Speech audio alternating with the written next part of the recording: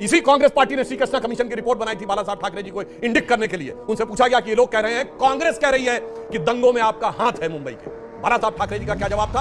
हाथ नहीं पैर है। गोधरा के ट्रेन के सारे आरोपी कांग्रेस के पदाधिकारी थे। बोलिए, कांग्रेस के साथ खड़े हुए। राहुल गांधी कहते हैं हिंदू अलग है, हिंदुत्व तो नफरत का प्रतीक है। नहीं, वो गलत कहते हैं, इस मामले में गलत है, क्योंकि हिंदुओं की विचारधारा ही तो हिंदुत्व है।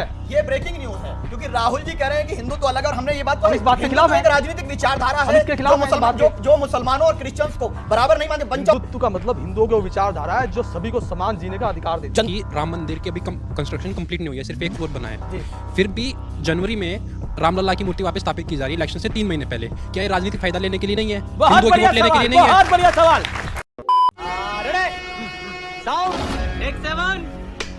मगर एक अंतर क्या आया? एक मिनट सुनिए, अंतर ये आया है कि आज उद्धव ठाकरे जी ये बोल रहे हैं कि वो दंगे होंगे। मुझे याद है, कहता हूं जाके दर्शकों से सब चेक करिए जो करोड़ों दर्शक देख रहे हैं। बाला साहब ठाकरे जी का इंटरव्यू अवेलेबल है कि उनसे पूछा गया, इसी कांग्रेस पार्टी ने श्री कृष्णा कमीशन की रिपोर्ट बनाई थी बाला साहब ठाकरे जी को इंडिक्ट करने के लिए। उनसे पूछा गया कि ये लोग कह रहे हैं, कांग्रेस कह रही है कि दंगों में आपका हाथ है मुंबई के। तो बाला साहब ठाकरे जी का क्या जवाब था? हाथ नहीं पैर है, क्योंकि कुछ चीजें ऐसी होती जो पैर से समझते हैं। बताइए, बाला साहब ठाकरे ये बोलते थे और आज उद्धव ठाकरे जी ये बोलने लगे। मुझे याद है थे और हिंदुत्व की बात कर रहे हैं, तो क्या आपको ये आप सोचिए, अगर राम मंदिर की प्राण प्रतिष्ठा हो रही है, आप सपना देख रहे हैं कि ट्रेन भक्तों की जो ट्रेन आएगी उस पर अटैक का सपना आप देख रहे हैं। क्या कारण है? क्या इंटेलिजेंस है आपके पास इतना बड़ा आरोप लगाने के लिए? उसमें यह है कि जिस तरह की दुर्घटना उस वक्त घटी थी, इस तरह की दुर्घटना अब नहीं घटनी चाहिए। ये बसों को, ट्रेनों को भर करके वहां करोड़ों हिंदुओं को ले जाना चाहते हैं। क्या 120 करोड़, क्या 100 करोड़ हिंदुओं को वहां ले जाएंगे? किस लिए इतनी भीड़ इकट्ठा कर रहे हैं? आजकल सोशल मीडिया है, टीवी है, सबको, हर कोई अपने घर में बैठ करके उसको दर्शन कर सकता है। कितने लोगों को लेकर जाएंगे? राम मंदिर इतने सालों बाद बन रहा है। एक मिनट, अभी बता रहा हूं। मतलब कि सबको मान्यवर 40 करोड़ लोगों को कुंभ में दर्शन करा दिया, कुछ नहीं हुआ।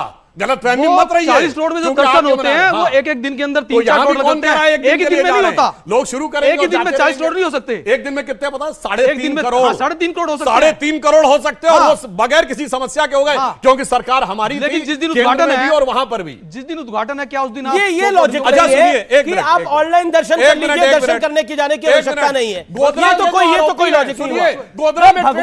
भगवान के ऑनलाइन दर्शन करना और ज्योतिर्लिंग पर जल चढ़ाने में फर्क है कि नहीं है? अपना हाथ खड़ा करके जवाब दीजिए आप लोग। अमीश जी, एक बात मैं कहना जी, चाहता हूं। कोई कहना चाहता है इस विषय के ऊपर कुछ सवाल किसी का? गोधरा के ट्रेन के सारे आरोपी कांग्रेस के पदाधिकारी थे। अब्दुल बिलाल, बोलिए, कांग्रेस के साथ खड़े हुए आज जिन्होंने ट्रेन जलाई, और कोई नहीं कहता। मैंने तो पहले ही कहा है, सबसे पहले बोला है, कांग्रेस ने हिंदुत्व को नहीं समझा। अगर कांग्रेस ने हिंदुत्व को समझा, ठीक है, नगर पंचायत का अध्यक्ष भी शामिल था। जी, अच्छा, ओके, आप शदाब चौहान। अभी इन्होंने कहा कि गोधरा में आरोपी कौन थे? एहसान जाफरी के हत्यारे कौन थे? आरोपी नहीं, हत्यारे कौन थे? जो सजाए उनका नाम क्या है? बताइए। नहीं, आप बताइए ना। आप बताइए ना। मैं आपसे बताइए ना। कांग्रेस के नेता थे, बताइए। आप बताइए एक चीज जिसमें आप बताइए। मैंने तो कहा ना, आप बताइए। आप नहीं बता पाएंगे। गोधरा में आप कोई चीज नहीं, कोर्ट से पूरी तरह से। आप सब लोग से मैं अर्ज करना चाहता हूं बड़ी विनम्रता के साथ कि आप में से किसी को भी, किसी भी पॉलिटिकल पार्टी को हिंदुत्व सिखाने की जरूरत नहीं है। और आपके प्रोग्राम पे मैं कई मर्तबा कह चुका हूं कि इस देश में हिंदुत्व की असल जननी कांग्रेस पार्टी है।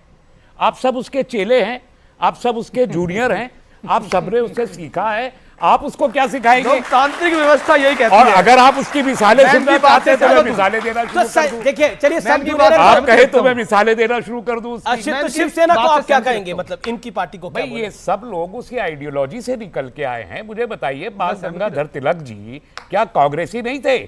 ये आप क्या आप उनकी आइडियोलॉजी को नहीं मानते?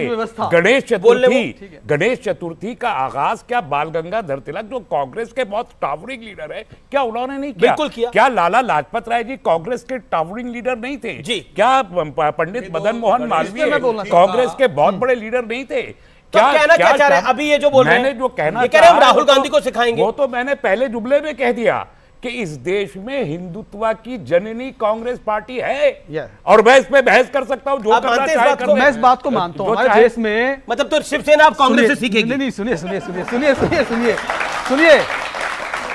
हिंदुत्व क्या है? ऑडियंस भी ताली मार रही है। हिंदुत्व क्या है? हिंदुत्व एक विचारधारा है जो सबको समान अधिकार देते हैं हमारे देश के। राहुल गांधी कहते हैं हिंदू अलग है, हिंदुत्व तो नफरत का प्रतीक है। नहीं, वो गलत कहते हैं, इस मामले में गलत है, क्योंकि हिंदुओं की विचारधारा ही तो हिंदुत्व है। ये ब्रेकिंग न्यूज है, क्योंकि राहुल जी कह रहे हैं कि हिंदू तो अलग है, और हमने ये बात हम इस बात के खिलाफ हैं। एक राजनीतिक विचारधारा हम है इसके खिलाफ जो मुसलमानों और क्रिश्चियंस को बराबर नहीं मानते। बंच ऑफ थॉट क्या है बताइए? बंच ऑफ थॉट में मेंशन है कि नहीं? आप भी मानते हैं कि नहीं मानते? हिंदुत्व का मतलब, आप क्यों इनके थॉट्स खराब कर रहे हैं? ये सब थॉट्स हो गए खराब है। हिंदुत्व का मतलब हिंदुओं की वो विचारधारा है जो सभी को समान जीने का अधिकार देती है। जनता को बोल, जो आपके मन में दिल में है सवाल पूछिए, और जोरदार ताली भी बताइए जो सवाल पूछता है। मेरा क्वेश्चन सुधांशु जी से है जी। कि राम मंदिर की अभी कंस्ट्रक्शन कंप्लीट नहीं हुई है, सिर्फ एक फ्लोर बना है जी। फिर भी जनवरी में रामलला की मूर्ति वापस स्थापित की जा रही है इलेक्शन से 3 महीने पहले। क्या ये राजनीतिक फायदा लेने के लिए नहीं है? बहुत हिंदुओं की बढ़िया वोट लेने के लिए सवाल, नहीं है? बहुत बढ़िया सवाल। आप ये इनमें से कोई नहीं पूछा, इन्होंने पूछा। इससे पहले 2024 से पहले 3 महीने पहले, या फिर कहे आपने थोड़ा ज्यादा बोल दिया, 1.5 महीना पहले, क्योंकि फिर तो कहानी पूरी शुरू हो जाती है। 1.5 महीना पहले रामलला की प्राण प्रतिष्ठा हो रही है। ये नवंबर में भी तो हो सकती है, दीपावली पर। बताना चाहता हूं क्यों अंतर रहता है। देखिए, राम जन्मभूमि का जो भी विषय हुआ, अब इसको कोई अंधविश्वास कहे, पुरातन पंथी कहे, एक एक चीज ज्योतिष के हिसाब से विचार बताइए, समझाइए। और मैं जवाब देना चाहता हूं। 9 नवंबर 1989 जिस दिन शिलान्यास हुआ था प्रतीकात्मक, उस दिन देवोत्थानी एकादशी थी, जाके चेक कर लीजिएगा। 30 अक्टूबर 1990 जिस दिन कार सेवा हुई, ये 92 वाली नहीं, कार जिसका गोली चला देंगे और पंडा नहीं मार पाएगा, उस दिन भी देवोत्थानी एकादशी थी। और सुनिए पूरी बात, मैं आपको मौका भी दूंगा जवाब। मेरी बात जवाब ज्योतिष के एतबार से ही। हाँ, मैं जवाब आने तो दीजिए भाई, वहां तक आप काहे परेशान हो रहे हैं? वहां तक आने तो दीजिए। और ये एक संयोग मानिए कि 9 नवंबर 2019 जिस दिन कोर्ट का जजमेंट आया, 8 और 9 नवंबर को देवोत्थानी एकादशी थी। यानी देवताओं उठे थे। और आज आपको बता रहा हूं, 14 अगस्त को सूर्य उत्तरायण होता है और जुलाई में दक्षिणायन होता है। तो जब मंदिर की प्राण प्रतिष्ठा की जाती है तो उत्तरायण सूर्य में होगी, और वो चैत्र से पहले होगी, क्योंकि भगवान राम की चैत्र शुक्ल नवमी के दिन जन्म स्थान होता है ना। तो इसलिए हमारे जितने भी चीज है वो ग्रहों की गणना के अनुसार होते हैं। इसका चुनाव की गणना से कोई लेना देना